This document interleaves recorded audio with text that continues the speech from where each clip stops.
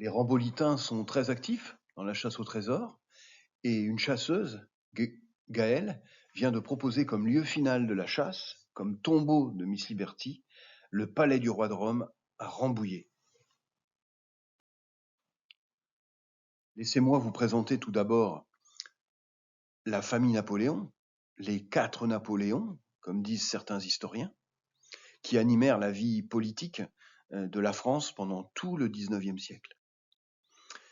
Tout d'abord, Napoléon Ier, le général d'armée, qui fut ensuite sacré empereur à Paris en 1805 et qui réforma la France pendant presque 20 ans.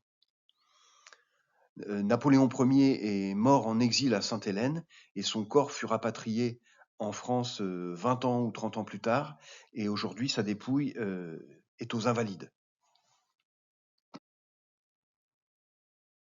Le fils de Napoléon Ier, ensuite, qui eut le titre à sa naissance de roi de Rome et qui fut surnommé par les historiens Napoléon II. Donc il ne régna jamais, évidemment, et décéda à l'âge d'une vingtaine d'années de la tuberculose. Et c'est ce fils de Napoléon II, de Napoléon Ier, qui donc reçut de son père un château, un palais à Rambouillet, et que nous allons voir juste après. Napoléon III ensuite, qui était le neveu de Napoléon Ier, et Napoléon III fut le premier président de la République française.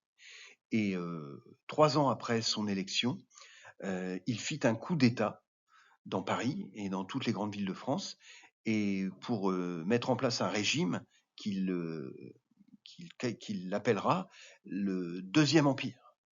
Napoléon III renonça au pouvoir en 1870 suite à la défaite contre les Prussiens, et c'est à cette occasion que la République française fut proclamée.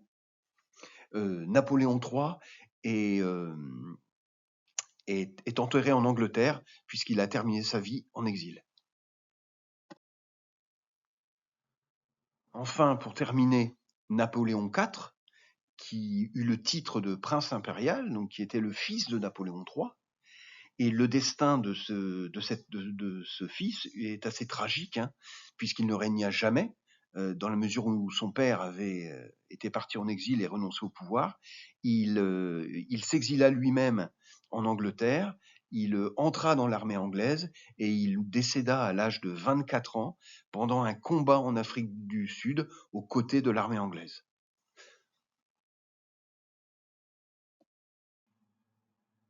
C'est à Rambouillet qu'est situé le palais du roi de Rome, le palais de Napoléon II, où vivait le roi de Rome pendant sa courte existence, en plein centre-ville de la ville de Rambouillet. Vous voyez, à l'entrée du parc magnifique de cette ville.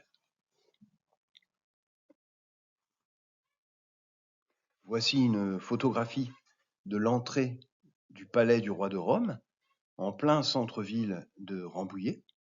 Et à l'arrière du palais, il y a un parc, le parc du roi de Rome.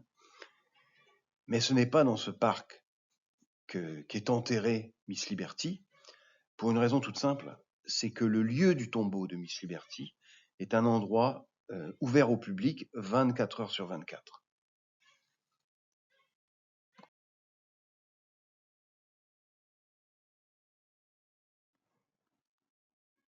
Merci beaucoup à Gaël pour cette solution historique et très intéressante, et je vous dis à bientôt à tous.